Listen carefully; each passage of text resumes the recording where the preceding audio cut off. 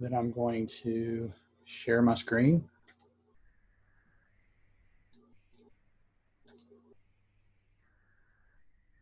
And I'm going to move this over to my other computer, or other screen. There we go. So I can see everything. Okay. All right, well, you know, we've gone through all of the layer styles now and talked about each one of them. And I'm going to do a few things to kind of bring some of it together. There's certain layer styles I use a lot more than others. And you're gonna see that as we go through this, but I will try to cover most of them. For example, I think it's called the pattern overlay. I've never used that. It may be great, but I just don't use it. But we'll take a look at that. But what I'm going to do is I've got this up on the screen, RTPC letters. We'll work with letters and bling a little bit. I call it bling. It's just shapes that you can use on cards and stuff like that, greeting cards. And we're going to imprint at the top, meaning we're going to push it into the background. And on the bottom, we're going to pull it out. So I'll show you the differences between the two, and hopefully they will be very evident. And they're actually very similar. There's just a couple of little nuances that make them totally different. So as you can see in the layers panel, I've already done this a few times, so hopefully I'll get it right. But we're going to come over here and open layer styles. And again, you can open it that way, or I think you can open it this way in here somewhere. Maybe not. I'm sure it's in there somewhere. But you can also come over here to layer and go to layer style and come in here and open as well. But to me, it's really easy to, oh, you can also click the FX down here at the bottom. It's just real easy to come here and double click and it opens it up. So that's the way I always go to my layer styles, unless I'm going to a particular one that I've already used and I just click on it and it'll open it up to that layer style. But you may remember we talked about the difference between opacity and fill opacity. The difference, opacity, if I take that down, everything goes away. I'm actually working on the wrong one. Let's go to this one. If I take that, it takes everything away. If I take fill opacity down, it's going to take everything away except your layer styles. Now, we haven't done any layer styles, so when I turn it down, it's going to do the same thing as opacity. But that's what we want to do. We want to take away everything except layer styles because we want to just see the effect of the layer style, okay?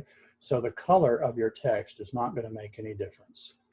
So the first thing we're going to do after doing that, taking your fill opacity, and you can do it there or you can do it down here. They both, if I clicked on this, okay, you're going to see it's fill of 0 down here. So they work together. First thing I'm going to do is bevel and emboss. And bevel and emboss, we talked about this. This is what's going to lay the foundation for your entire style.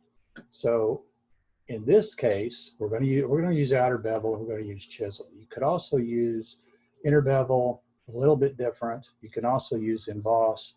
For what we're doing, any of these will work. You can also do chisel hard, chisel soft, smooth. All of them will work for what we're going to do. They just give you a little bit of a different style. But the direction is down. If we're going to do, if we're going to, it's going to be up. If we're going to be pressing it into the background, the direction is going to be up. That sounds a little counterintuitive, but that's the way it works. What we want to do is set the depth to somewhere around 200 in this instance. The size, you just kind of play with that to get what you want. That's way too big, of course. We're just going to bring it in here, something like this. The angle, we're going to have it -45 so that it looks like the light is coming in. Actually, it should be at 120.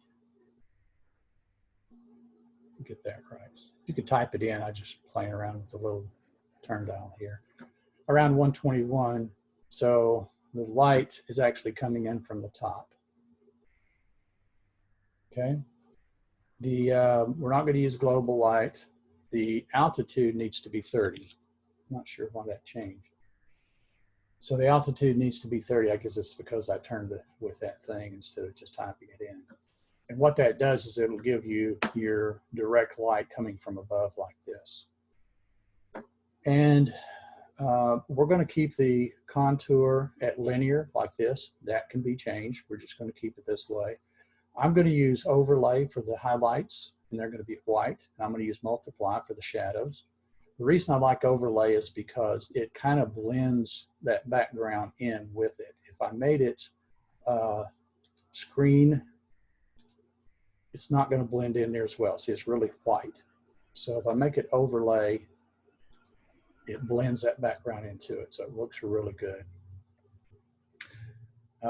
So you know what, I did do that backwards. It does need to be at 45, and I'll tell you why. Because this is an inside shadow right here. We're pushing it in, and this will be the light on that inside cutout. So this is the light. So the light is still coming from above down, but this is an inside shadow. So that's why I had it incorrect. We're going to make that minus 45, so that's perfect. And this still needs to be 30. So it brings it in properly. Now you can see it already looks like a cutout, and I haven't really done very much else to it. Just by doing an up here and having this light come in here consistent, it looks like it's already cut out. So it's very, very simple, just doing one thing here. Now you could do contour here to help it out a little bit. The contour, if we took and used any of these, I like this fourth one right here, kind of makes it a little bit of a smaller cutout, and you could actually make that a little bit different by pushing this one way or the other. But I'm not going to use that because I want it to be bigger here. I want that to be a big cutout. But I am going to come in here to inner shadow. And inner shadow, you can use, I've used color dodge. I've been messing around with different things. Color dodge will give it a little bit of a yellow tint here. But if I take and sample right here, it's going to be a little bit less. And if I bring that down for opacity, the color becomes a little less. I can spread the distance out to give me a little bit more of a shadow there, a little bit of choke. The size, something that's a little bit too big for the size.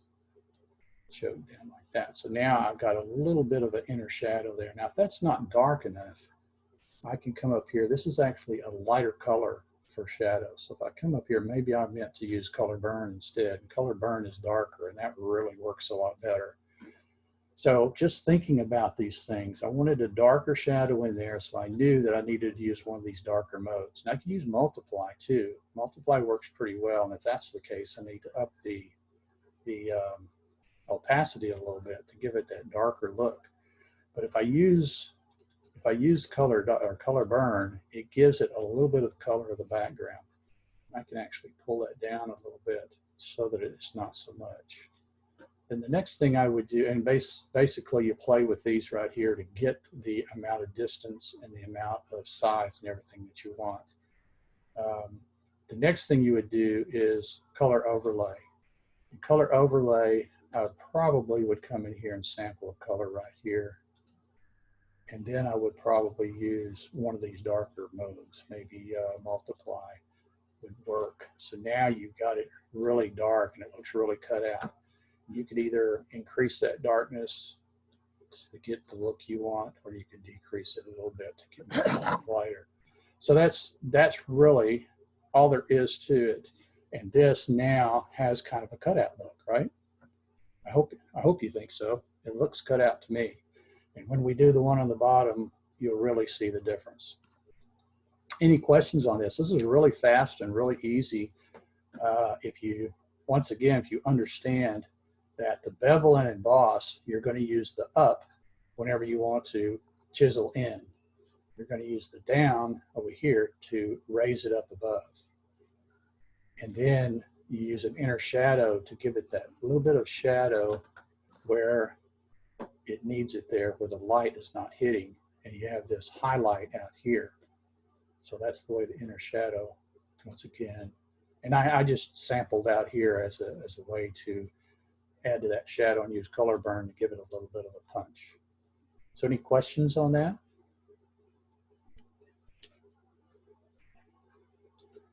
Okay, no questions? that was real fast going through that. But again, and we're going to go through like 3 or 4 of these. So it's not like, you know, they're all going to be pretty much the same. But I wanted to show it 3 or 4 different times just to kind of give you the idea of it. So we'll go to the bottom one here now, and we're going to do raised lettering. So if I do fill opacity down to 0, it goes away. I go to bevel and emboss, and if you remember, it uses the last settings you had. Now the last settings said that I wanted to go up. This time I want to go down.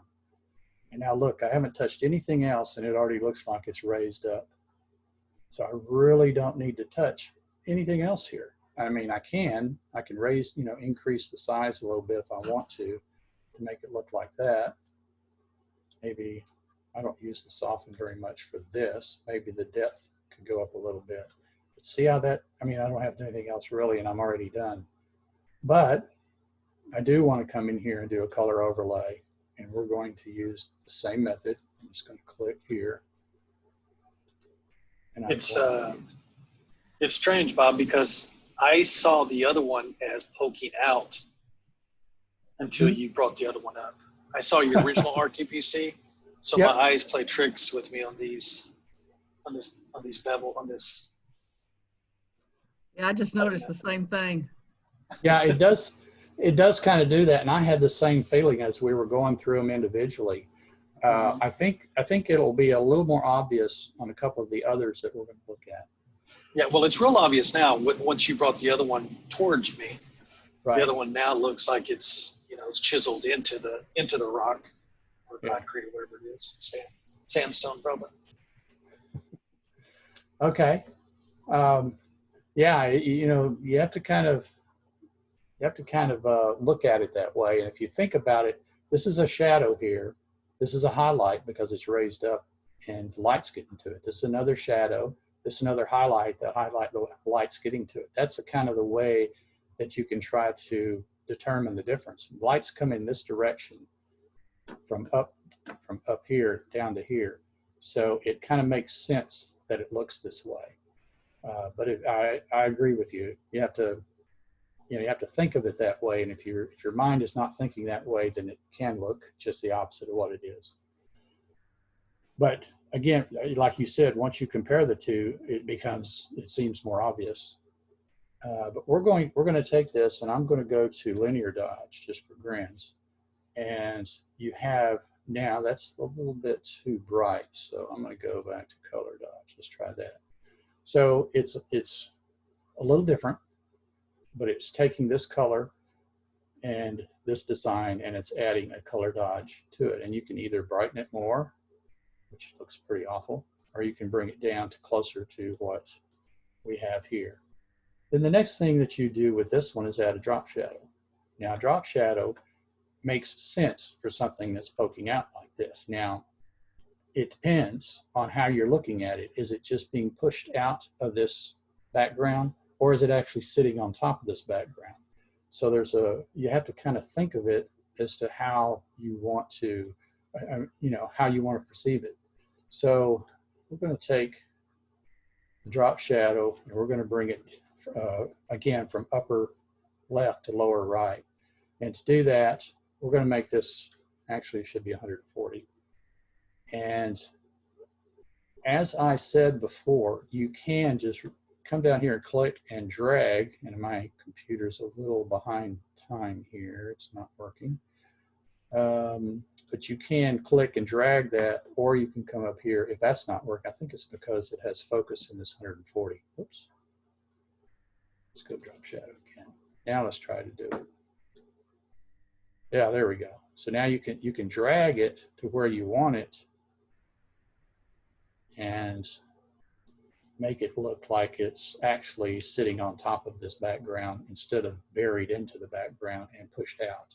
So it depends on your perspective. Now with this, again, you have your distance, your spread, and your size. And your distance basically is how far away it is. So if I take this distance and push it out, it becomes much further away.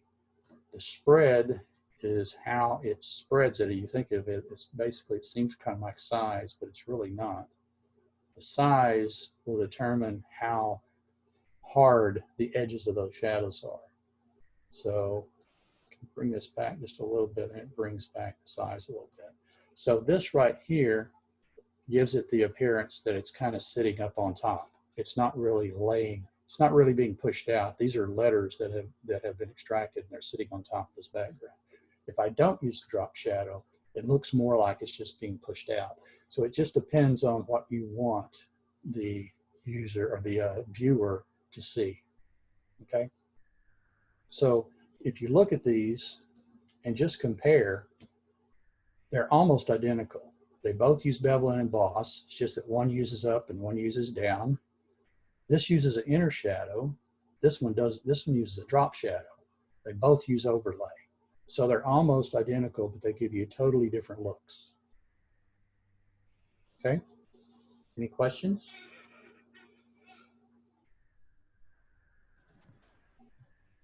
That's good. Okay. Let's go look at another one. Here's some bling like I was talking about. I'm going to turn all this off.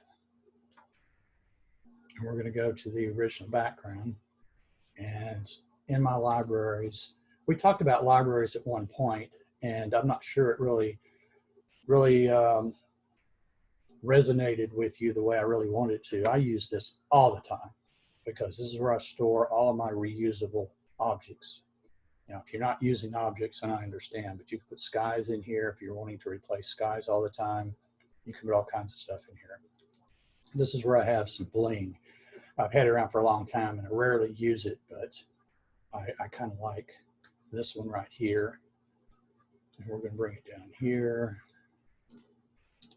And then I'm going to copy it. And we're going to move the other one down here. So now we're going to do the exact same thing with both of these. So I'm going to double click here. Bring the fill opacity to 0. We're going to bevel and emboss. And see right now it's pressing out at you. So we're going to click this, and immediately it looks like it's buried into this background. So on the rest of this, now, like I don't know if I've mentioned this before, but the last settings you used are here the next time you use it, unless you restore to default. So it has the exact same settings that I used over there with RTPC. So I can play with these settings a little bit if I want to, or I can just leave them alone. All I did was click up, and now I've got my background pushed into the background. So if I want to change the size, I can push this up. It becomes really weird. So I'm going to bring it back down, more like that. The depth, you can push that way up. It's not going to make a whole lot of difference. Bring it down. I usually like to keep it around 250 on something like this. You can see it makes just a little bit of difference here. Then we go to the, any questions on that? Pretty straightforward. We're going to go in at -45, which means the light's coming in from upper left to lower right. The altitude, we remain at 30. That's basically the depth of it. And then we're going to continue with this gloss contour and the overlay multiplied 100%. Now we could, if you wanted to, come in here and look at contour. This contour is specifically for the bevel and emboss. And if you wanted to, you could select something like this, which gives it a totally different look. It's still pushed in, but it's a totally different look. You could play with these and get different things like you might like one of these better. But I typically, for this, will stick to this and turn off the contour and just keep that. So then I can go with inner shadow. Inner shadow here, I've got yellow, which is what I selected last time. So I would take this and click on here. And I now have this tan color that I have here. And if color dodge doesn't do a lot for me with that. See, it brings it up here, kind of lightens up. Notice this shadow is around the edges. So let's bring it up here so you can see a little better. Whoops. If I move it down, that shadow along there is going to change. So that's just the opacity that I'm playing with right there. And if I take the distance for this one, the choke, look at that, what that did. That distance is way out of whack. So I probably, for little small things like this, I want to have that distance down here around 7 or 8 and the choke way down here as well, because you just want a little bit of shadow there for when this light is coming from this direction. So something like this for all of these, even the size very low, is going to give you that little bit of a shadow in there. And I'm not sure I like this on color dodge. Let's try linear dodge. You can't really tell much difference. This right here, I may want to, just for grins, let's go to multiply, because we want to give it something that's a lot darker. There we go. So now we have actually a darker little edge right there. And I may actually want to take this and make it darker. So let's just bring this down and make it darker. Now I have a darker edge in here, as you can see. And if that's not dark enough, you just keep playing with the darken modes. Maybe linear burn works better. It actually does make it a lot darker, so that you have that shadow in there like that, okay? And then if we want to, this is, color overlay is always optional, but we have this color overlay. You can come in here and select this and actually make it a little bit darker so that that background is a little darker. And this is, let's make it linear burn, one of the darker modes up here, any one of those. And then you can add just a little bit of opacity and you get something like this. So is this what you want? If it is, then you're done. So again, I've played with bevel and emboss. I did the up in here, changed it to up, which makes it pushed in. And then I played around with the size a little bit, didn't mess with these at all. And then I came to inner shadow and used linear burn with a copy of this, and then I made it darker. And that's what gave us this darker inner shadow in here. And then I did color overlay, about the same color, and then made it linear burn at 45%. So that's really all there was to creating this. And again, if you wanted this to be a different color on the inside, you could, it just depends on what you want to do. So, but those are the main things: bevel and emboss, inner shadow, and color overlay being optional. If I turn that off, then you still have a nice little cutout here. It's just not as evident as it is when you use the color overlay like that. So any questions on that?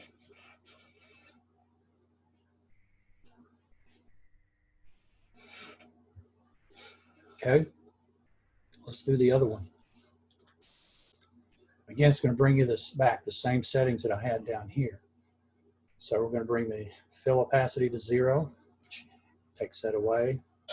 Bevel and emboss is up. We want to make it down. And immediately it begins to look like it's pushed out. So, again, play with the size. Push the size up here. It looks kind of awful, so I push it back down until I get what I want. The depth, same thing. How much depth do you want in here? This really is much more subtle changes. I'm usually around 200 in that area, but there's no reason you can't go up more. And then the rest of these, I'm leaving them the same. Same light, -45, altitude 30, and the same with these settings here. So now this is pushed out, so we're going to start with the color overlay. We've got that same color. Maybe that's what we want, maybe it's not. Let's try making it even darker. We can do that.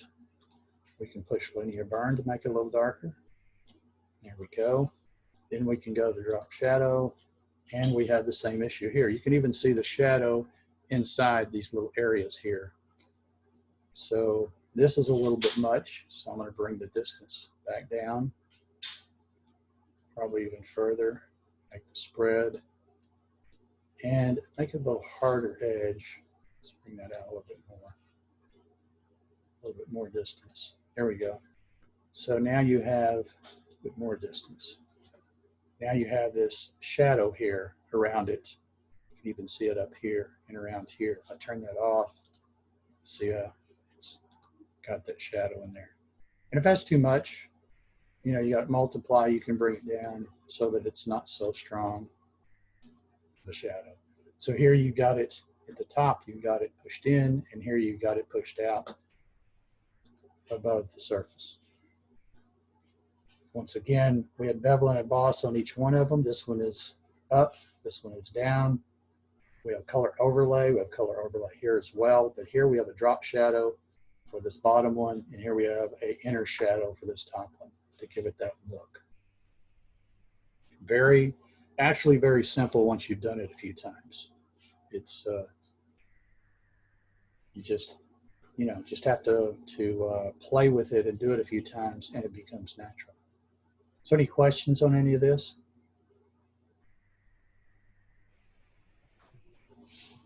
Okay, we'll move on to the next one. We're going to do the same type of thing here. Let's see, I didn't get this one prepared, so I'm going to J FX down here, turn back on. Some of you, let's see, some of you have watermarks. So this is my watermark, and what we're going to do is we're going to bring it up,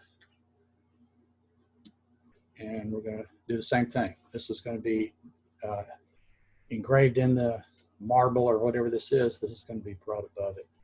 So we'll do the top one first. We're going to double click. We're going to bring it to 0, fill opacity. So it's gone. Then we're going to come in here for bevel and emboss, and we're going to push it up. And it looks like it's engraved in there already, but it looks pretty awful because it's so big. Whoops. So what we need to do now is we need to play with the size and the depth. So I'm going to bring this way down here, something like that. Bring this way down here. And this is one of those where if I use this contour right here, it helps a lot because this is such a narrow lettering that you have to play with it a little bit differently. And with bevel and emboss, you need to come down very, very low, maybe even a little bit less here in your percent. Actually, that makes it go away. Okay. And then we come in with our inner shadow. And we have this inner shadow in here, and I'm going to take it and I'm going to click in here to sample this. And we're going to use, actually, let's get something a little darker. There we go. And we're going to use, linear burn is pretty good. We'll stay with that. And we're going to have, I'm going to come in here and zoom in so you can see this. This is going to need to be very, very small, even just 1 or 2 in here. And you're going to see how that looks there. And then we're going to do a color overlay. And the color overlay is going to be another one of these like this. And we're going to bring a linear burn down to something like that. Now, this to me looks like it's actually punching out instead of in. So we have to kind of look at this, and I think the bevel and emboss, we need to bring that depth way down, size way down here. This is a hard one because this one still looks like it's punching up above. Let me turn this one on. This one to me looks like it is pushing down in. So when I did it before, it looks a little bit better, but very similar. So this is one of those that you have to kind of go, is it really pushing in? It kind of looks like it when you back out here, that it's really pushing in, but it's so small. Now it looks a lot more like it when you bring it back like this. So we're going to leave it at that. And now we're going to come to the one down below, and we're going to push it out, and you'll see a big difference, I think. So once again, fill opacity 0, bevel and emboss. We're going to go down. Now already it looks like it's pushing out. A lot different than this one up here. But again, we need to have that size very small because we're talking about very thin lettering. So it's still just a little bit much, but I think this contour also fixes that. This contour is the, what's it called? Cove Deep contour. Now it's almost invisible here, so we want to bring it back up just a little bit, like that. Then the inner shadow, we add this inner shadow, same color, same, actually I need to select this color, which is pretty much the same. And then again, how much of that shadow do I want? Because again, very thin. So you would bring this down, the distance down. I might even bring this to like 1 or 2. Choke probably 0, and the size down here like this to maybe 2 for the inside of this. And then we can do our color overlay. The color overlay on this one, let's pick a dark spot, that right there. We have this color overlay here on linear burn, and I can make it darker. If you make it darker like that, it looks a little bit better. And then one more thing is the drop shadow. And this drop shadow is way too big or way too distant for this little tiny lettering. So I'll bring the distance way down here and do something maybe even down to there, the spread way down here, the size down like this. So now we have a little bit of a shadow there. So can you see that this looks like now that it's pushed in, and this looks like it's pushed out? Much more difficult on something really thin like this than it is on that big wide lettering that we started with. But if you look at it, this does look engraved. This does look like it's pushed out. Okay? Pretty simple again. Bevel and emboss in each one. Inner shadow on this one being pushed in. Whoops, actually got inner shadow on both of them. Why did I do that? Color overlay and drop shadow on the bottom one. The inner shadow really doesn't do anything much on this except darken it. So you really don't need an inner shadow on the one that's being pushed out, because the idea of the inner shadow is to give it that carved in look so that the inside has a shadow and the outside has a highlight.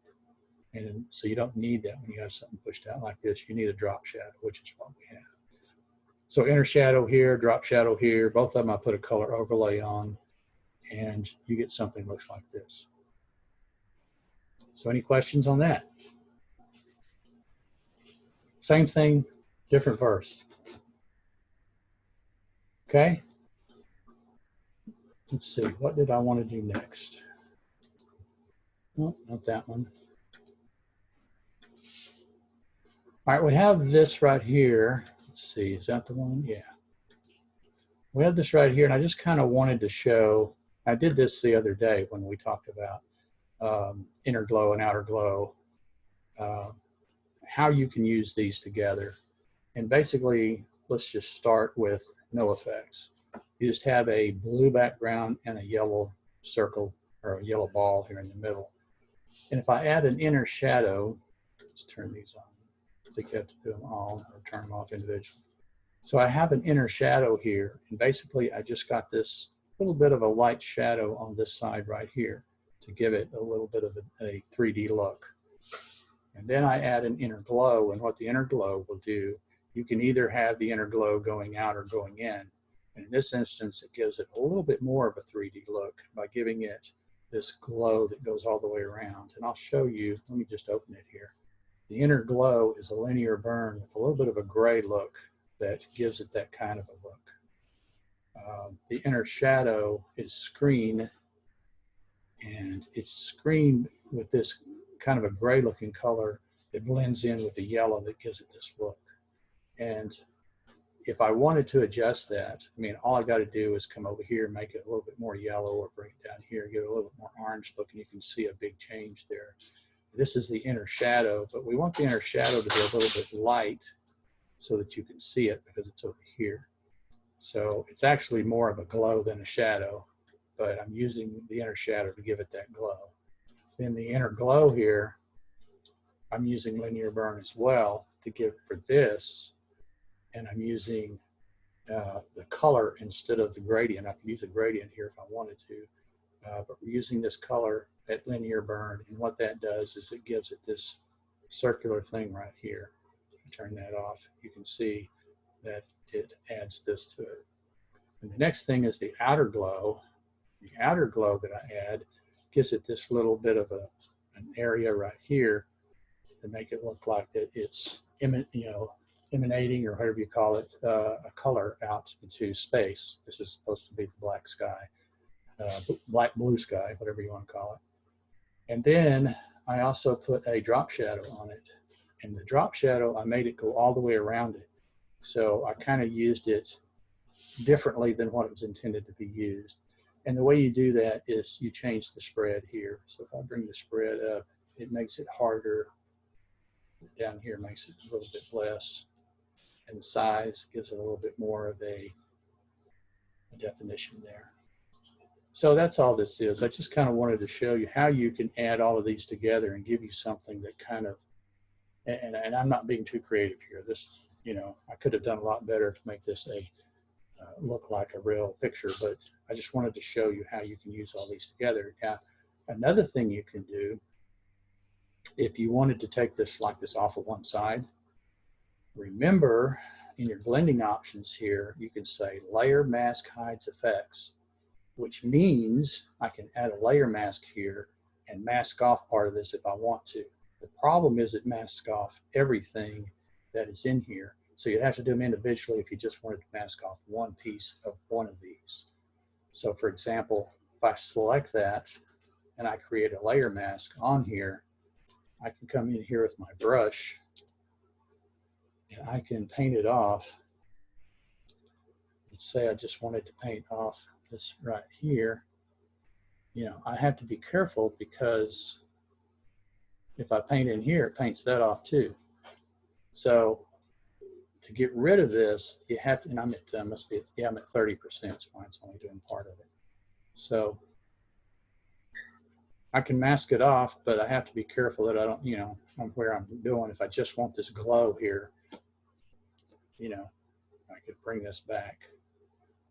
And my brush, by the way, I've got my brush or my cursor very big so you guys can see it, and it makes it much harder to paint.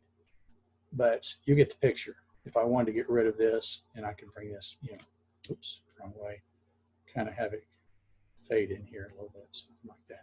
But I just wanted you to know how these can work together. Turn that off. So you have a inner shadow, inner glow, a outer glow, and then a drop shadow that you can use creatively. So any questions on that?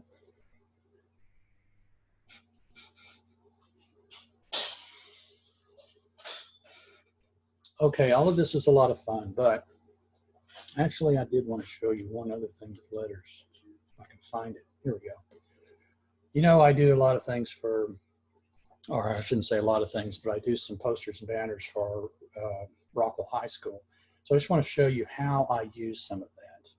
So I'm going to come in here and I'm going to click this and I'm going to turn this effects off. And basically I just put RHS across the top, as you can see.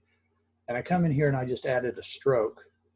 And this, I don't have to do them this way.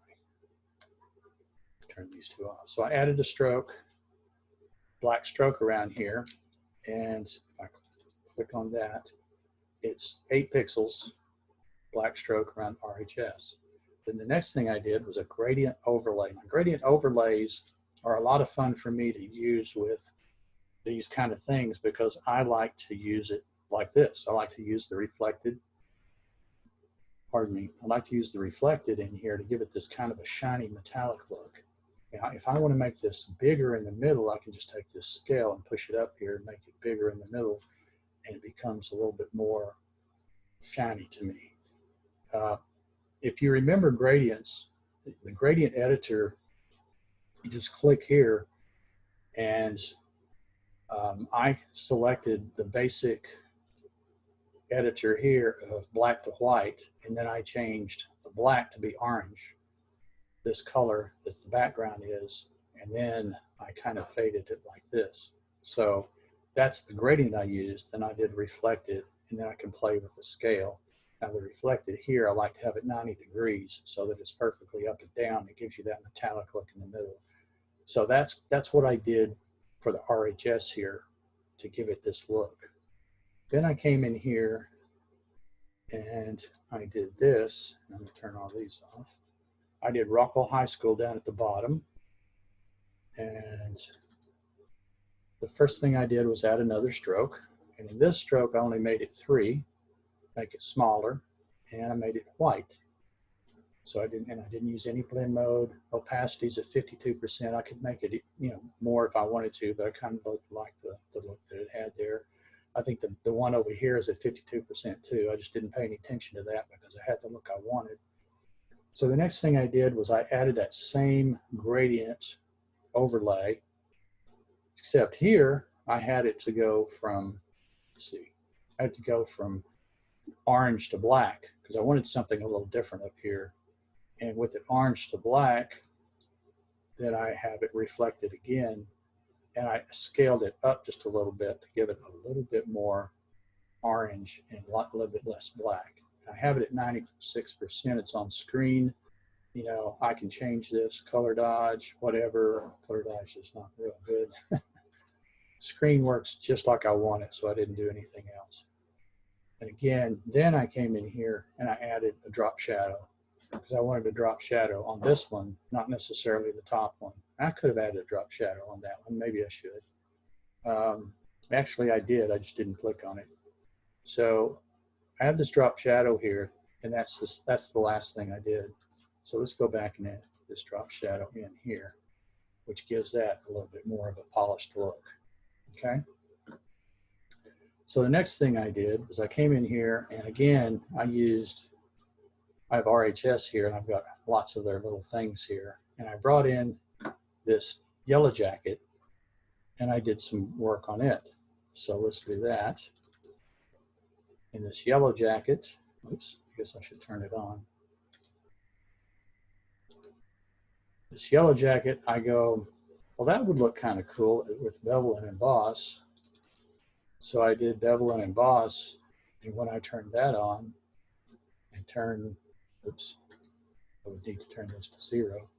I get something like this, and I go, that's really not going to be what you intend it to be. They're not gonna, it's not gonna be the look that you want, even if you really had a really nice cutout there.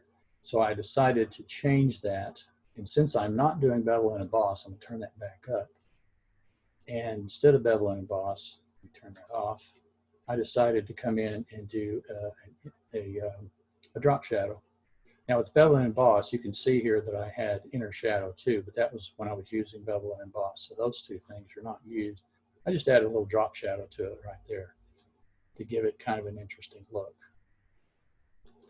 And then I came over here and I did yellow jackets. And again, we look here. I did the stroke. This time I did 1 pixel because it's much smaller, and I just wanted a little bit of something to make it separate.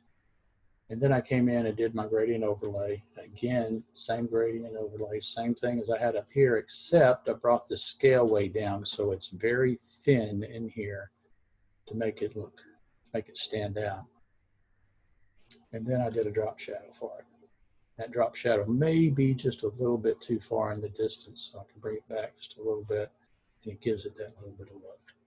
So, this is the kind of stuff that I do all the time for them. I don't do something exactly like this, but it's a type of thing. I'll create a banner with the basketball player doing something, and I'll put their name up there, and Rockwell High School class of 2020 senior, and then their name and all that stuff.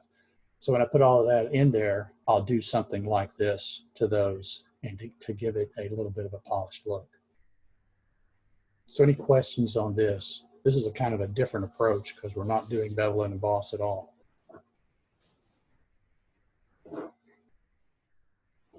Okay, I'll take that as no questions. And let's go back to, is it this one? This one? This one? Must be this one. Yeah. Okay, this is an image that I shot this last week while I was in Colorado. This is my granddaughter. I did her senior picture for her. And this is one of them. It's not actually my favorite, but it's one of the ones I really, really like. So I thought I would show you how you can use, some layer styles on her. So as you can see, the light is coming from the right to the left because you have a shadow here.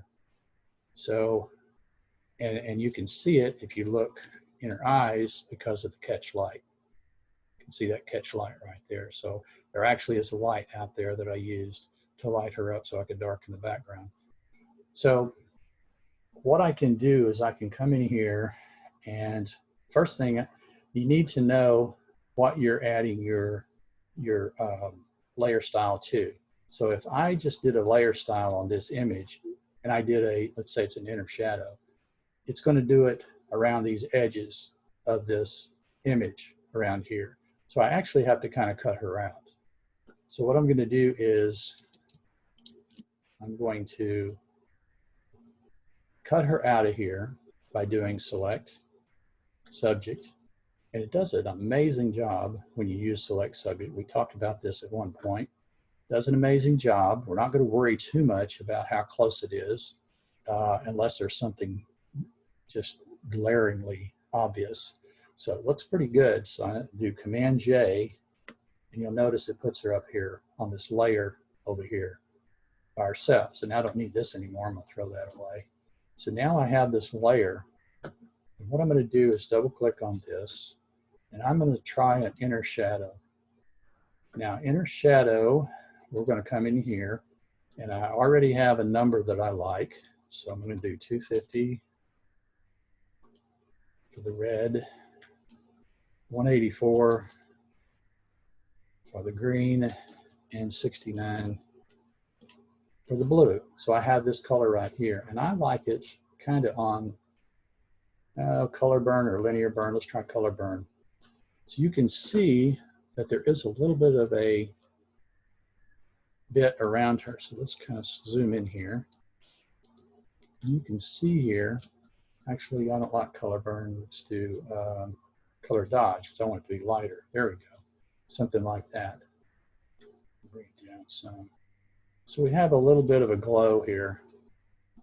And what we can do is come in here, and I can add some distance to make it come in a little bit more like this. Choke, that's too much. Size is going to come in like this. Okay, so now I can bring this down quite a bit. Just something in here that you can use, and you just kind of play around with your color and your color dodge, or could be linear dodge works better. And maybe if I bring this down a little bit, something like this. I kind of like color dodge better. It's a little bit more orange. So you have something like this. And if you look, and I turn it on and off, you can see we have area down here, we have area here. What I'm doing is trying to add some, by the way. I guess I should have mentioned that. A little bit of rim light. Now, this really works best when she's lit from behind. But in this case, I just wanted to show you how this works. In this case, I would not use this on this image, but I just want to show you how it works. You have a little bit of light here, not much on the arm, but you have some on her leg here. You have some on this side and over here. Now, if the light's coming from this direction, you really don't want this over here. And you probably should have a little bit on her cheek here, maybe a little on her throat here, but she's kind of shadowed by this hair, so we'd have to figure that out.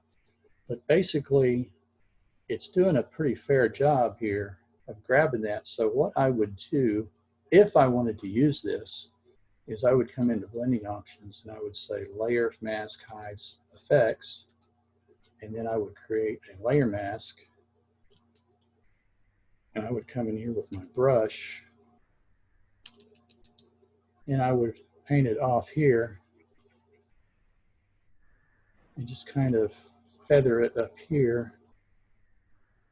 I'm at 100%, so I'll just make that at 30%. So something like that.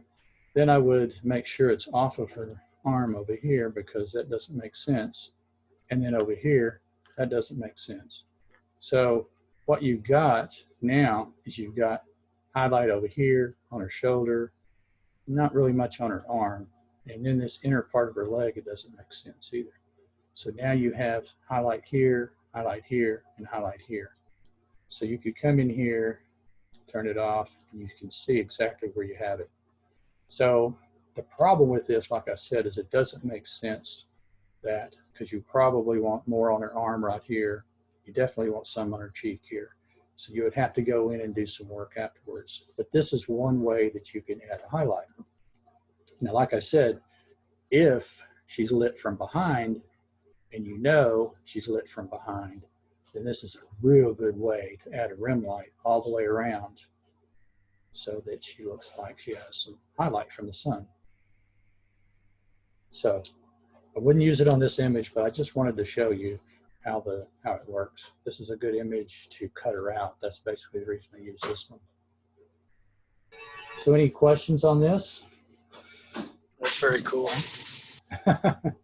It's pretty cool. You just have to kind of, I would probably come in here, just so you know, you can also come in here and add a blank layer.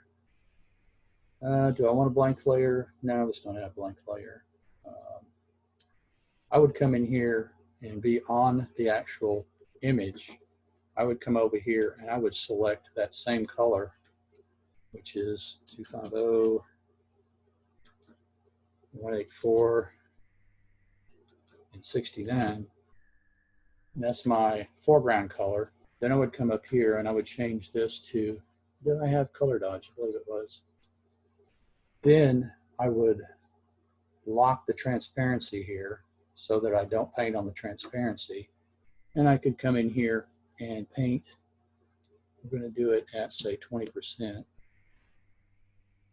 Paint just a little bit in here. That's even way too much at 20%. So let's take that off.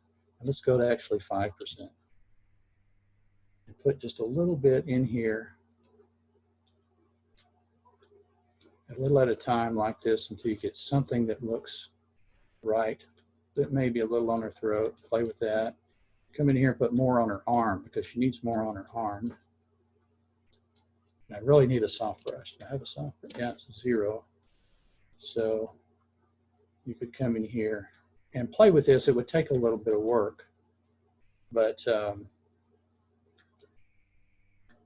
and you may want to then, you may really want to lighten that up a little bit. Hey, Bob, why did you not isolate it to another layer? Because I wanted to see. I had a reason. Well, no, that's okay. It's okay. I could. All right. Oh, I'm just curious. Just curious. No, a senior moment here. I don't remember. Let's see. Let's just do it on another. Oh, I was going to do the painting on another layer. And the reason I didn't do a painting on another layer is because I can't lock transparency. So I'd be in here painting like this, and I would be painting on the transparency as well. And I didn't want to do that. So that's why I didn't do it. Thanks for asking, because, I was kind of going, huh, what? I'm not sure. But you could, Cool. just play with it in here until you get the look that you want. And I'm being real deliberate here and adding this in. But this is one way to do the same thing, but you have a lot more control. So maybe a little bit down here, like that. And I'm painting with my mouse, which I shouldn't be. But that, if you look at this and turn it off, turn it on, makes a big difference. And maybe this right here is a little too much. So you could go in there with your mask and maybe mask off just a little bit of it or something. But again, I like this image, and I definitely wouldn't do this on this image, but it gives you an idea of the freedom that you have and the inner shadow. You could also do kind of the same thing with an inner glow. So it gives you pretty much the same kind of a look. Okay? Any questions? Pretty awesome.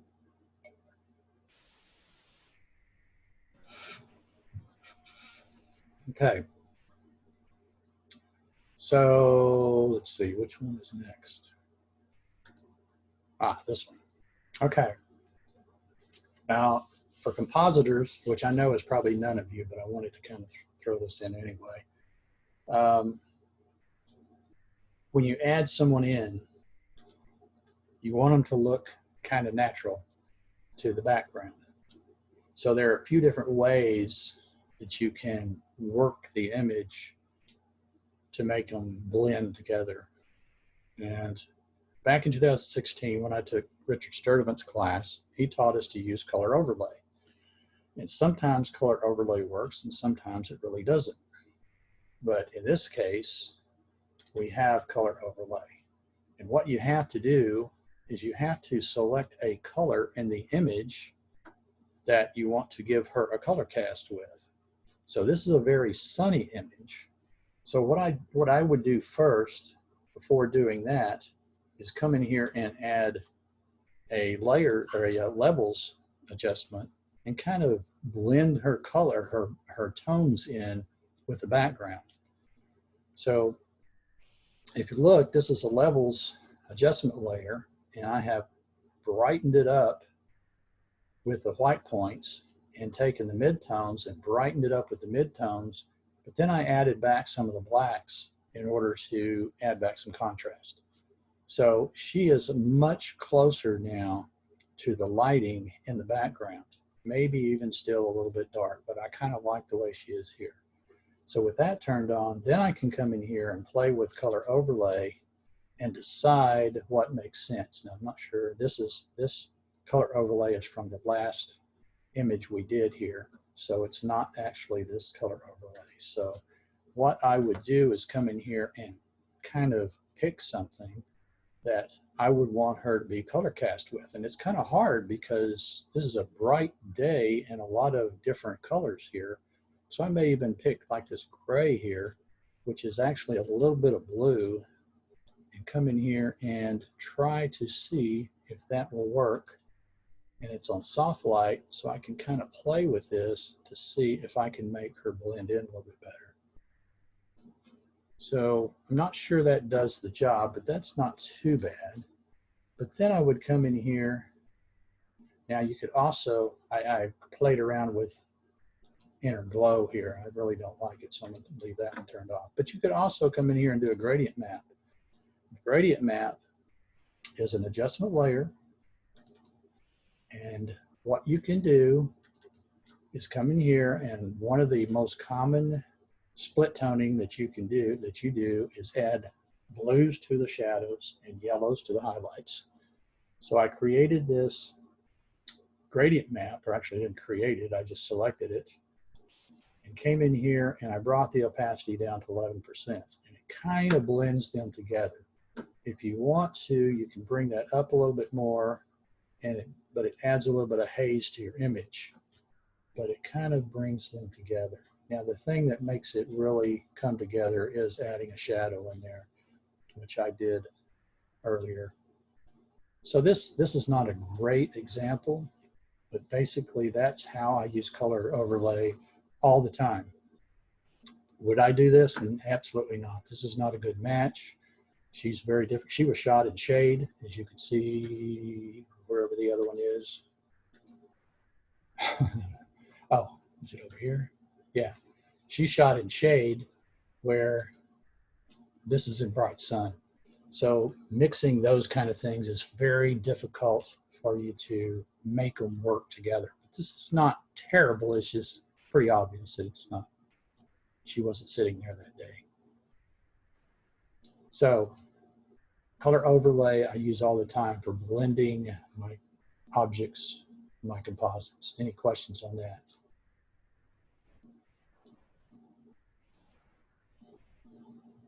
Okay, no questions. Let's see, I forget where I want to go next. done that. No. Okay, I think I've covered everything for, yeah, everything for layer styles. So the thing we didn't talk about, we can actually go back to this one. One of the things we didn't talk about was satin. Satin is basically, let's see. Oh, this is on Yellow Jackets. I want to do it on that. Let's go to RHS. Satin does this to it. It can also be a pretty cool metallic type thing, but it gives it this kind of look. And of course, you can do all the things, other things I've talked about. If we take this and make it 120, it's going to be closer to the lighting that we have on everything else. You can take the distance down, make it a little bit less. It becomes a little bit more metallic there like that. So you can play with this and get something else that's very interesting. But I tend to not use satin hardly ever, but it doesn't mean it's not useful. And the other thing we didn't talk about is pattern overlay. Pattern overlay, I just don't use. Doesn't mean it's not something you can use that's useful. It just means that I don't use it. I can't even get a pattern to come into this one. Scale. Let's try another pattern. So you can't even see it here. But, I mean, we did look at it when we looked at these individually, and it does put a pattern in there. I just don't. I'd rather use a texture, throw a texture on there with a clip mask. But it's there and available if you wanted to use that as well. Okay, so satin is the only thing we really didn't talk about that could probably be useful to give it a little bit more of a metallic look. And you also have texture here. This texture only affects the bevel in here. So when you use this texture, it's not over the entire letters or entire object. It's just over the bevel part when you use this texture. So, no questions? Is that helpful? Yeah, very good. Yeah, it's pretty cool. I like that satin. Okay. Let's look at, we're going to, I said I would briefly talk about brushes. I'm going to talk about a couple of other little things too, but I'm going to introduce you to brushes, and it's just an introduction. So I'm going to come over here. I'm going to open a new image, and we're going to put a blank layer on top, because this is where we're going to do our definition. We could create this as transparent, but it comes in naturally this way. So I just do a transparent layer up here. So if I turn this off, you can see it's transparent. Don't have to turn this off, but it might be simpler to understand. Back in 2014, my second year at Texas school, I took a class with Bry Cox. If you don't know Bry Cox, he's a photographer in, I think it's Salt Lake City. I know it's in Utah. And he's a great guy. He knows me every time I go to Texas school, even though we don't correspond hardly at all. So he's just a good guy and a lot of fun. But he taught us how to create a brush with our watermark, and basically it was our signature. So there's ways to do this, and one of the ways is to write your name with your brush across here, which is what I'm going to do. And I'm terrible. I haven't done cursive writing since senior in high school, so this is going to look awful. But let's get our default brushes back. If I do, also need it at 100% instead of 5%. I do something like this,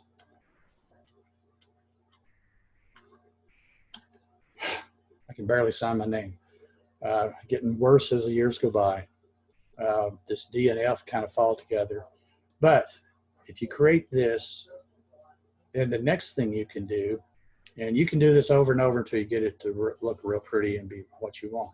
If you don't have the ability, and I did this on my tablet, which is actually easier than using my mouse, but if you don't have a tablet, you can grab a piece of paper and write your name, as many, over and over until you get it the way you want it.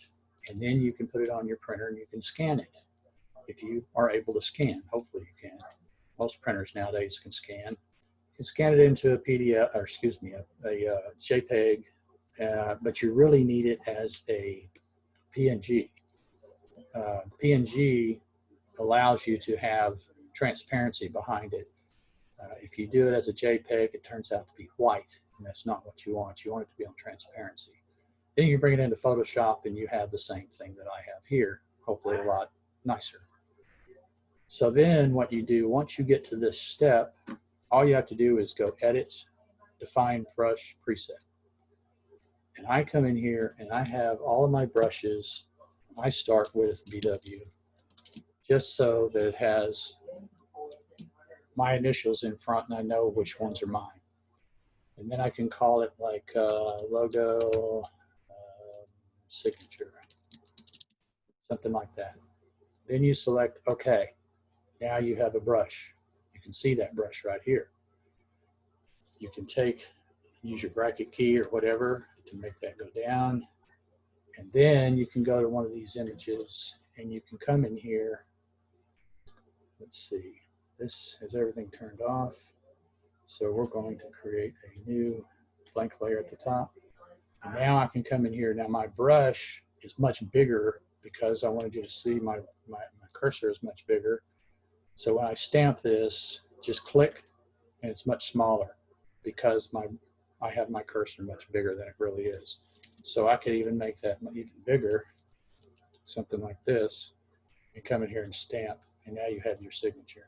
Now that's a pretty awful signature, but I have it. Then I can come in here and go to my move tool, and I can move this wherever I want it and shape it however I want it as a brush.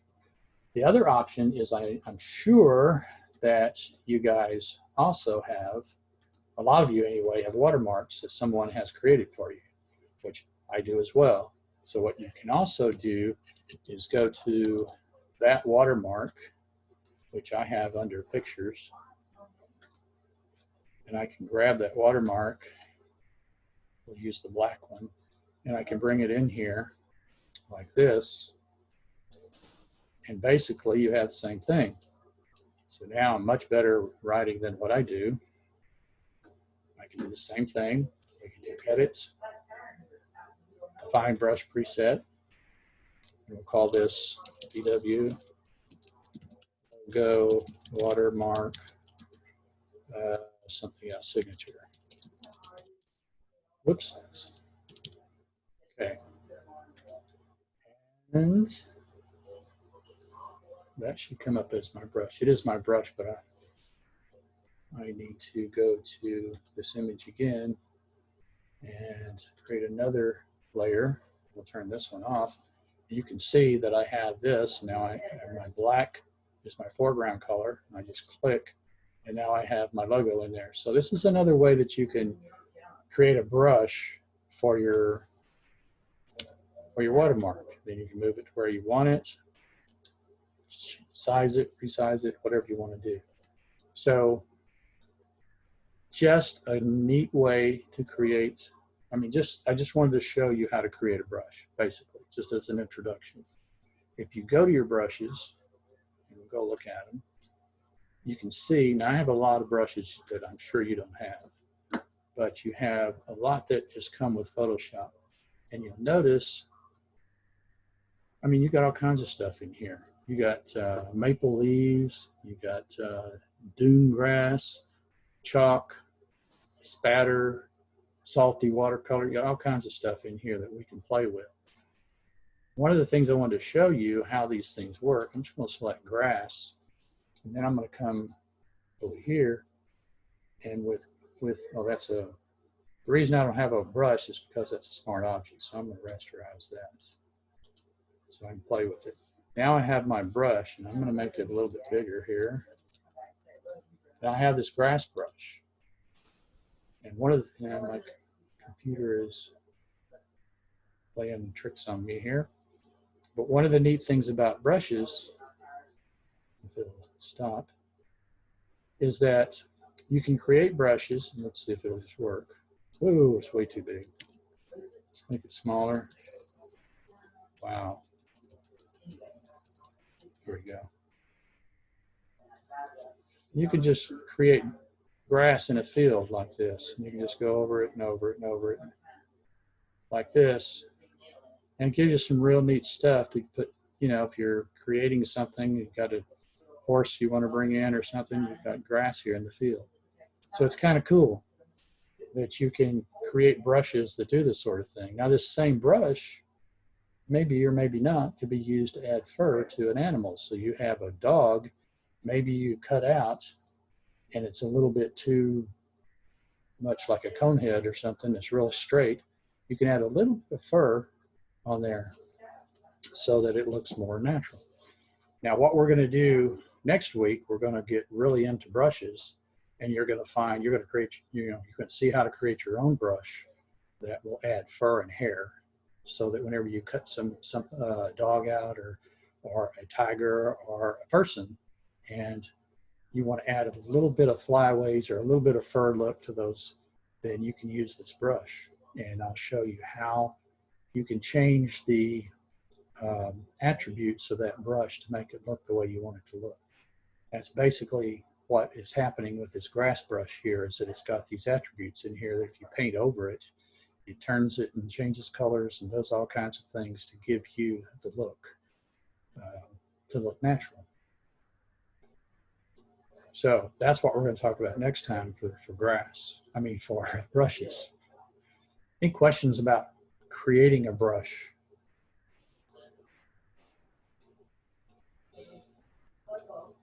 We'll spend probably the entire time next time talking about brushes and creating different ones and how to use them and that sort of thing. If there are no questions, I'm going to do a couple of little bonus tips, I guess you would call them, that hopefully can help you if you're in any of these situations. So what I'm going to do is, let's see, got this, I've got this. Oh, I was going to show you, okay, sorry. This is, and most of you are landscape photographers. So I know that most of what you shoot is landscape and wildlife. You don't do a lot of portraits. So what I need to do is show you how you can use the layer styles for landscapes. So I'm sorry, I just missed this one. I want to be sure and show it to you. So what I want to do is I want to add a little bit of highlight or rim light to this tree right here. Now, it doesn't make a lot of sense because you don't have light coming in, but let's pretend like you had the sun coming in from this direction, and I want to add a little bit of light to this particular tree right here. So what, you know, we talked about how to cut out things before, and a real easy way to just get this little tree right here is using your channels. So we're going to go back to channels, and I've actually already created a blue copy. But if we look and we turn off and we look at each one of these, the red copy gives you this kind of a contrast. We're just interested in this tree, not anything else. The green is a little bit better, but the blue is the best. It's because your tree right here is a lot darker than your background, so you get the most contrast here. So what I did was I selected this and I did a right click and duplicated that channel to give me a blue copy. So we're going to use this blue copy, and what I'm going to do, it already looks good, because let me just throw this away and start over, because I want you to see how I do this. I'm going to right click, duplicate the channel. I'm just going to let it say blue copy.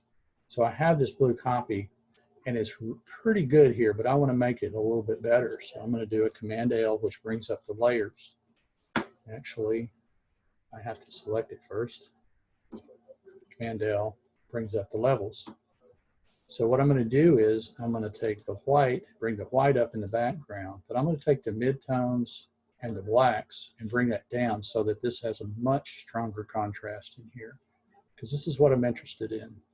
So I'm going to say, okay, now one thing I can do is I can come in here right now and I can take all of these out, or I can do it later, or I can actually not even do it at all. But actually I have to do it, that's right. Okay, still got my grass brush. So I want to go back to a soft round brush, this one right here. And we're going to come in here and I'm going to paint white everything except this tree. So I'm going to come in here like this, and we're at 100%, but we're on color dodge. So I knew something was wrong. Go to normal. And we're going to make this brush pretty big. We're going to come in here. And the reason I'm painting this away is because I want just that tree to be what I'm working on. So if I make everything else white, then whenever I make the selection, I'm just working with that tree. Okay, so again, this is hard to paint because I have a big cursor to help you see. So now if I just come in here, I can paint this away pretty easily because I'm just interested in that tree. Does this make sense to everybody, what I'm doing? If it doesn't, let me know and I'll be sure and take a few minutes to... Not yet. Not yet? Okay. I'm trying to isolate this tree because I just want to work on it. So by coming in here and creating channels where it's very high contrast, look here, you can see that it's done a pretty good job of making this selection. And right here, I'm going to take and I'm going to harden this to 100% hard so I can come in here and take this away. Okay, just so that it's, because I have a little bit of, come on. Okay. There we go. Again, it's hard to find my cursor. There we go. So I've got this tree and I used the blue copy. So I just copied this blue channel because it was the one with the highest contrast, but it wasn't quite as high as I wanted. So I took my levels, which is Command L, and it opened up levels, and I pushed the whites a little bit to make this area up here whiter, and I pushed the midtones and the blacks to make this blacker to give it more contrast. So now I have a much better selection than what I started with.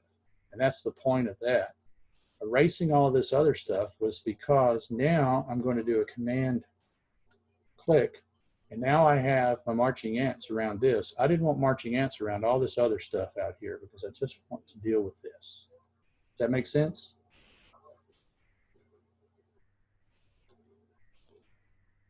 I hope that's a yes. So we're going to come in here. Yes. Hey, okay, wonderful.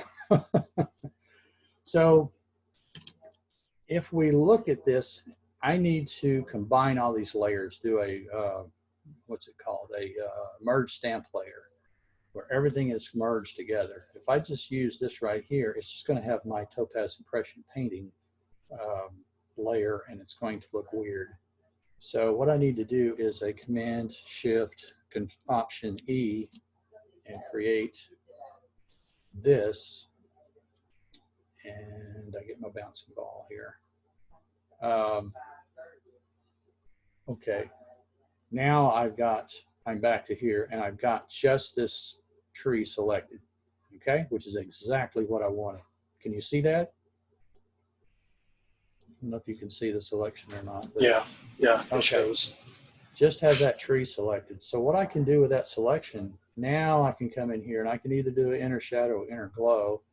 We can use this inner shadow, and I can take a color that maybe I want to select something really yellow, maybe even more yellow than that. And let's make it brighter. There we go. Something like that. And then we're going to use maybe color dodge. And we're going to come in here with this inner shadow, and we're going to open it up a little bit because we want to be sure that, you know what, I don't want to do it here. I want to take this and do a Command J so that I have that. Okay, wait a minute. I'm supposed to have that. Where did it happen to my selection? Here we go. I just want to copy this selection, and that's all I want to be working on. So if I do a Command J with that selection, it should give me, oh, notice what it's done. I always do this wrong because the channels are backwards than your normal selections. So this has selected everything except the tree. So that's where I got confused. So if I back up and I do a Command Shift I, it reverses that selection. And if you look at select up here, inverse the selection is Command Shift I, which is Control Shift I on PC. So now I'll be able to select that. So Command J, and now if you look in my layers palette over here, I just have that tree selected. And then I can throw this away because I don't need that anymore. So now if I double click one more time, inner shadow, I'll select something like this yellow because I want it to be really bright. And we're going to take the brightness here. This is your hue, saturation, and brightness. So if I click on brightness, I can push it up to make it brighter, which is what I want. So I'm going to take that. And then we're going to come in here with distance and size and choke. And we should have something showing up here that has a little bit of, if I click it off and on, there we go. You can just, it's very subtle. So if I bring it, it's at 100%. Let's make it color dodge. Ah, not so subtle anymore. So let's take that down, something like this. And then I can turn this off and turn it on. And you can see the difference there. And that's probably too much, especially when you're looking here at the trunk of the tree. Now this is, you can also tell in this close that this is this has been painted with a little bit of a painting plug-in. So if I take this down just a little bit further, maybe down here like this, or if I take the distance down a little bit, it's going to take it off of this trunk a little bit. So now, and I don't know if you can see that real well, but if I turn it off and turn it on, it's got some glow to it. Now, you have to be careful with something like this. This is at 66%. This is 100%. So you don't want to make it unrealistic. So if I take this and push it up where you can really see it, it becomes unrealistic. So you want it to be in a way so that it makes sense. In this case, you don't really have any light coming in to support it. So it's kind of hard for you to see that it actually makes sense. But this is a fundamental way that you can add something like this to your landscape image. See that? Off and on. Does that make sense to everybody?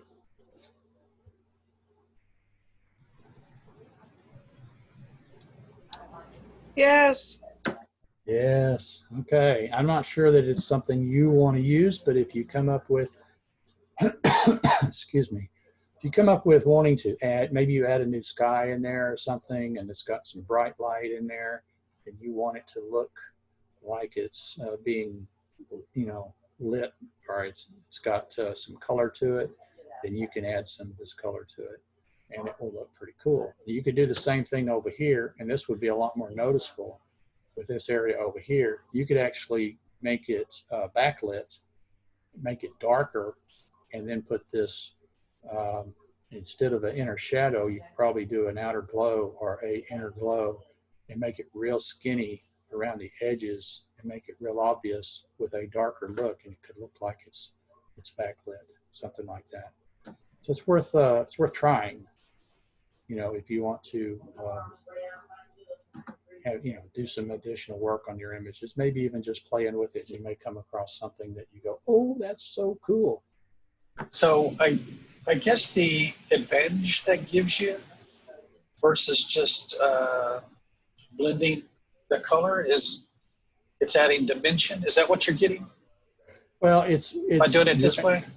You're able to just add it on the edges by doing this distance, choke, and size. You're able to add this kind of glow on the edges. If you painted it in there manually, yeah, you couldn't be that. That'd be tough. Exactly. So, and this is really, really hard to do because you have, because it's so small. So if you come in here, where is it actually adding it? Maybe it's already too much. So you have to play with it to get it around the edges the way you want it. And coming in here, this is 200%. Everything looks kind of wonky here. Yeah. So, it's one of the, it's just an option, and the purpose of it is that it adds it on the edges. And the smaller you make it here with the distance and the size, the smaller, the more on the edges it will be. Yeah, it looks very fast because I do the same thing with luminosity masking in Camera Raw, which is kind of tedious to do. It's definitely not that fast. So, yeah, I was doing something today very similar, and I did it a completely different way, the large hammer version. there's several different ways you can approach this. I just thought I would show you another way with layer styles that's more than just using it with letters, basically. Well, more than that, to me, is the demonstration of how to get that selection made. Well, that's really interesting. I mean, really pretty cool, and you do it real quick. Yeah. The thing that is hard is when you're replacing a sky using that, because it doesn't exactly get everything. It leaves a little bit of a white edge around, and then you have to use, there's several different techniques to get rid of that white edge as well. So that's a great way to cut out if you're not going to do some replacements. Well, I'm intimately familiar with that white edge you're discussing. Perhaps that will be one of your subjects in the future. That will be. I was just going to say, I have, I don't know, 3 or 4 different ways that you can work on removing that white edge, so that we can definitely talk about that. If I were replacing that sky, which would be really tough to me, I would probably start with color range selection, which would be not real effective.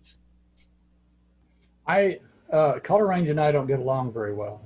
It's a great tool if you if you like it and everything. I like the channels and using the luminosity masking with those. I need to remember to try it. Well, sit down and when you want to do it, go back to this video, and it's going to be about 1.5 hours into the video. Just push down there and watch it. And then try it 3 or 4 times, because it's not going to work the first time. Just have to play with it. Hey, Bob, I've got a question about the abstraction. Yeah. Are those layer styles, are they abstracted anywhere directly into the interface? Can those, or do you just have to add more layers if you want to keep them isolated? I'm not sure I understand what you mean, but I think I do. So let me just grab something here. There, and I'm glad you asked that question, because I totally omitted something I wanted to talk about. If you find a layer style that you like this one with Yellow Jacket, for example, let's just use RHS. It's already selected. You can go, and we talked about this last time, but I'm going to go over it again. You can go to Styles, and with Styles, I can click plus, and that plus is selecting the layer styles on the layer I'm on. And I can call this RHS layer style. I can actually probably want to put my initials in front of it. Like that, RHS layer style. And now I have it in here, and I can use it over and over and over. The other thing, so if I come in here and I delete these, come here and delete these.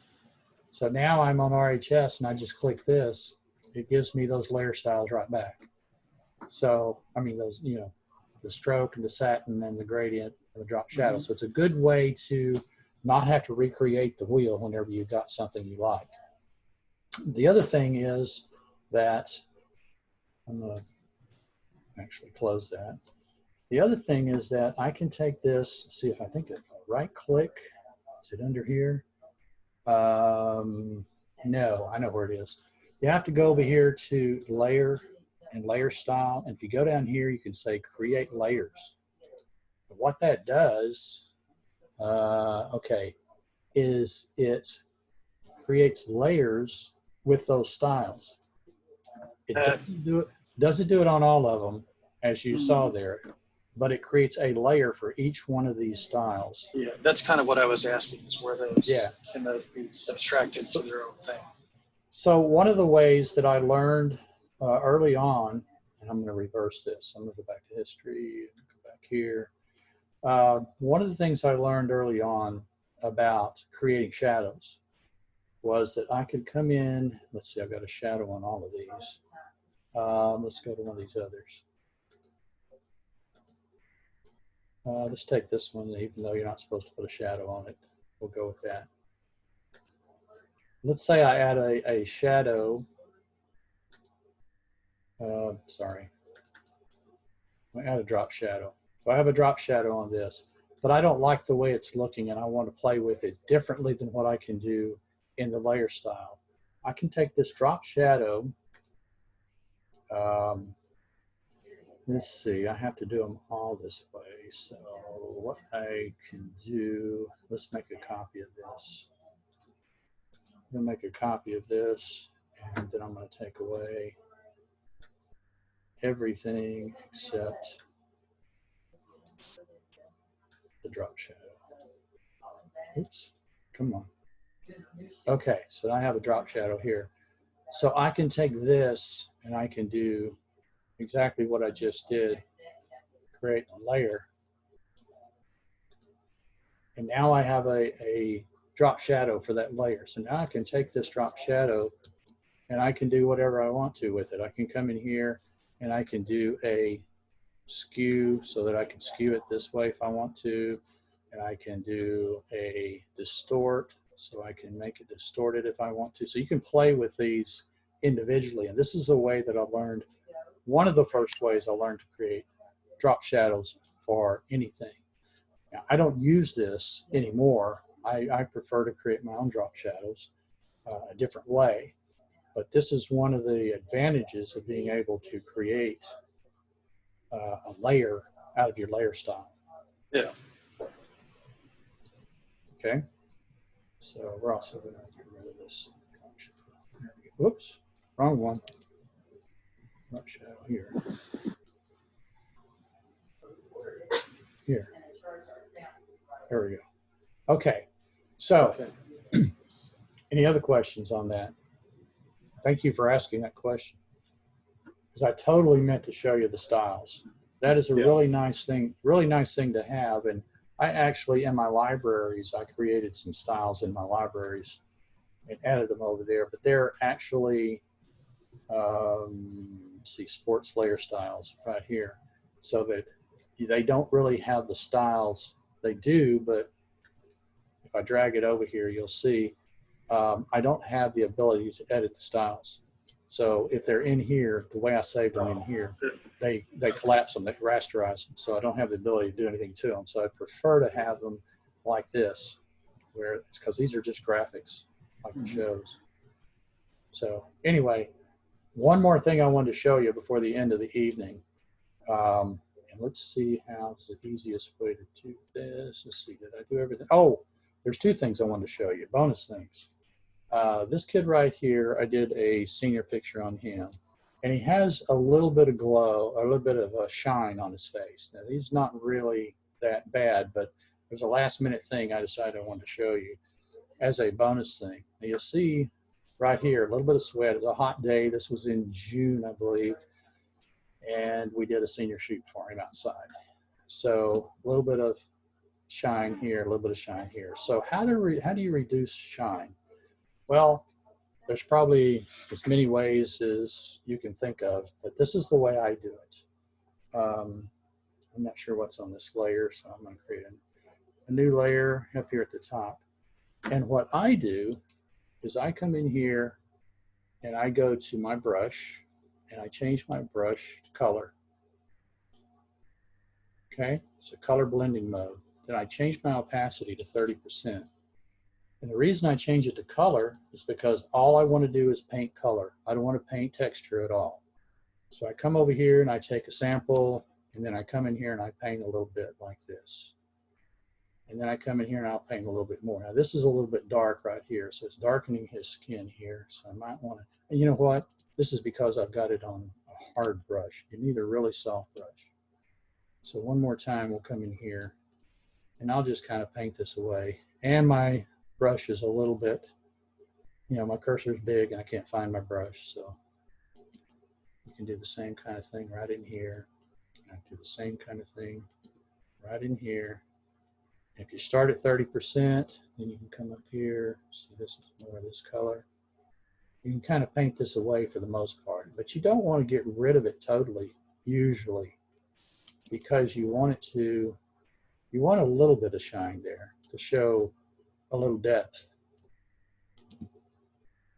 like this. So this is my way of getting rid of, or reducing shine. I don't call it removing shine, I call it reducing. So if you do the on and the off, you got it right there. So that's just a tip that I use. The way I reduce shine on a portrait. I know that if you go out and look it up on YouTube, I'm almost positive you will never find this method. This is one I came up with on my own, and it works fantastic. So I didn't quite. So you copied the you out-clicked the color next to the shine, right? Right. The color that I want to paint over the shine. And but your brush mode is color rather than everything. That's right, because I just want to paint color. I don't want to paint any texture. Right. If I had it on normal, it would just paint over it and it would look like a blob. Right. It duplicate whatever you were. Right. So that's the way I do it. And you could probably also do it with cloning or a little bit of the spot healing brush or something like that. But to me, this is an easy way that it doesn't affect the texture, it doesn't change the outlook except to reduce the shine. So again, you turn it on like this, that's what was there. This is, you don't want to totally get rid of it, like right here. You want to show a little depth there. So you just don't want it to be overpowering. This is not a big, great image, but I just thought of it while I was waiting on the, some other people to join, and this was the image I was trying to get to open up. And there are other images out there for this day that are probably better, but this particular image, and this is the raw image. I don't have any of my editing on here, but you can see, like I got rid of these blemishes and stuff, but because I just wanted you to see how I got rid of the shine. And I have a shine, sharpen, denoise. Yeah, oh, that's remove noise. Well, I use, reduce shine right there. So I have it, a layer in here specifically for this, because I normally, when you have something like this, I'll have a layer that's for reducing the shine. So anyway, that's a little tip that you can use if you're working on portraits and you have a little bit of sweat or a little bit of shine that comes in from specular highlights or something like that that you want to reduce. That's a good way to do it. And I found that it works really well. So that's before and after. So the other thing I wanted to talk about, let's see, do I have another one up here? Anything. Let's see. Let's take this for example. Let's say I want to work with this and I want to work very close like this, but I also want to see what it looks like far away. What you can do is take this and go to Windows, Arrange, and say New Window, and it's going to be for the image you have open. So I have New Image. Now I can say Window, Arrange, to up horizontal, and now I have this image here that I can work on. It's the same image, and I can work on this, but I can also see what it looks like far away. So with this image selected, I can play with this the inner shadow, and I can push it, and I can see the difference right here and see the difference up here. So if I want to work on anything that's detailed, but I also want at the same time want to see what it looks like far away, this is a great way to do that. So just another little tip for you. What was that first thing you did with the window? I came up here, it says window, arrange, new window for whatever I have open, and it will open up a new window. That new window is over here. If you look over here, whoops, sorry. If you look over here, let's see, this must be the new window. If I select it here, where is it over here? Oh, it's got a split window, that's why. So it's in a split window here. If you use tabs, this is the way it works. If you use floating windows, it works a little different way. You have to, you're able to float them around. I like the tabs, so I always use the tabs. What was the second thing you did? I'm trying to follow. To split it? Arrange, 2 up horizontal. And you can do, if it's 2 vertical images, it'd be 2 up vertical.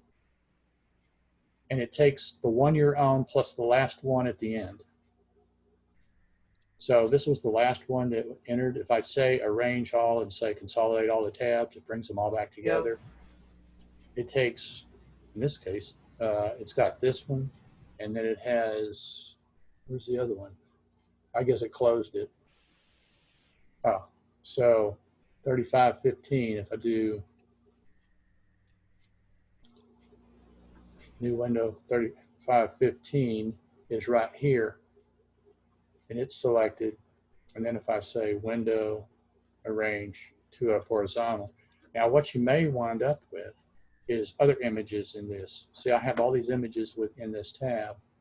You may accidentally have other images in here. So if you wanted to fix that, you could just grab an image and bring it down here and add it to this tabs. There, it's not working. Maybe you can't add it to this tab. Okay. So I guess that doesn't. But here it looks like you can only have the 2 windows on that one image because you can only tile them all. It looks that way. Right. But you have half a dozen images open. I do. I have a lot of images open. Now this is not even adding it back up here. But you were able to just tile those 2. Right. Consolidate all the tabs. Then I have that. Come back to here. One more time. If I choose this, see, I have 3515 here and 3515 at the end. So I already have the copy of it here. Right. So if I just say window, and I've got this one selected, if I say window, arrange, 2 up horizontal, then it takes the 2. The one at the end and the one at the beginning. So this is a really neat thing to be able to work very detailed in here. If I wanted to work on this roof and make it really lighter, I could see what it looks like from far away so that I can see the effect that people would be having. If I wanted to make it really textured and make it really detailed there, I could make this one 100% like this and work on that texture. Either one of them, it doesn't matter, because what happens on one happens on the other. So if I take this, for example, this is highlighted, so I'm working on the bottom one. I could take this and push that color dodge up, like I said, and it opens up on both of them. So if I save this, and I really like that, and I save it, it's going to wind up being saved. They're the same image, you just have 2 different views of it. I don't seem to be able to get it to, but that's not a big deal. You just simply, I just simply have one image open at the time, and that fixes that.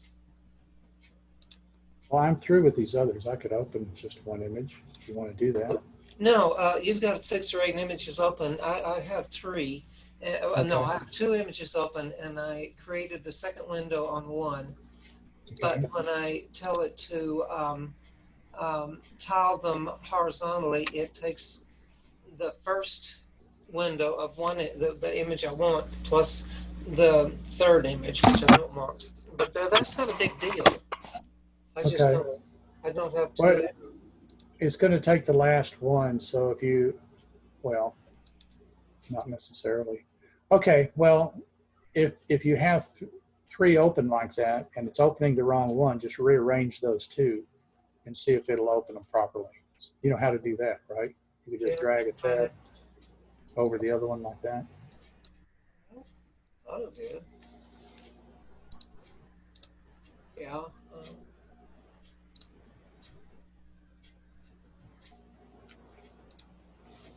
Yeah, that worked. Okay. So you might have to play with it like that in order to get it to work. But I just thought that was a really neat thing that I don't think a lot of people use. And it would be something that, you know, if you're working really detailed, you can see how it's affecting it, you know, Yeah, far away. that's extraordinarily handy. So, and with that, that's all I had. Do we have any questions or comments about anything? It's very good, Bob. The plan next time will be to go over brushes in very detail. And we'll show you some different ways that you can change attributes of your brushes to make them very useful. If you have Glenn Dewis's, I think it's the Photoshop Toolbox, there's one in there where it tells you how to make a brush that can add fur on the back of an animal. We're going to do something like that. If any of you know Aaron Blaze and have looked at some of his videos, we're going to talk about some ways that he uses brushes as well. So Aaron Blaze is an artist, Photoshop artist that's worked with Disney. He did some of the Beauty and the Beast, some of the other stuff where he did their images. He's an amazing artist, and his videos are just outstandingly cheap. I mean, I bought his painting in Photoshop videos, which is about 30 or 40 hours of videos, and it was $1. Oh, wow. So you can't go wrong. And even though I don't really want to paint in Photoshop, I learned how to use brushes, and I've learned how to paint or how to add layers, different layers by putting your basic layer on and so on to build up to what you want, which is very helpful for composites. So, and that's why I was watching, because I'm still watching the painting in Photoshop. It's pretty awesome. What's the fellow's name again, Bob? Aaron Blaze, Blaise. Okay, found. Yeah, Film look director. him up. Okay. Yeah, you might make note in the Photoshop group just of some of these names so that people can go check them out. Okay, I'll do that. There's so many out there that have so much to offer, but and Aaron he was recommended by oh my gosh, I'm having a senior moment. The ladies class I'm going to take next time, Sandra Pierce. Sandra Pierce is she takes images and she creates paintings out of them, and that's the class I'm taking next time, is to take an image and create a painting from it by painting in Photoshop. Oh, cool. And they are awesome images, and she's the one who recommended Aaron Blaze. And I know that Susan is, if you're still listening, Susan knows all about it, because she's the one who helped me with a video for Sandra, and Sandra passed on, and I have her stuff, her Facebook page, and she's the one who recommended Aaron Blaze. So I'll name drop all of those names in Photoshop Learning so that individuals can go and look and see. So if there are no questions, excuse me? This guy, he's listed as a film director. Film director. I don't know if he's a director. He's an artist. If he worked for Disney, that might be where he gets that title from. Yeah, he's worked on Disney films, especially it comes up Beauty and the Beast a lot, and I know he's worked on others as well. Yeah, and he used to paint back before Photoshop, but he's totally committed to Photoshop painting now. He does everything in Photoshop. pretty awesome. Same All guy. right. What's that? It's the same guy. Yeah. Okay. Okay. All right. Thank you, Bob. There's- Thank you, You Bob. bet. You Appreciate bet. it, brother. You bet. See you next time on the 10th. All right. All right. Bye.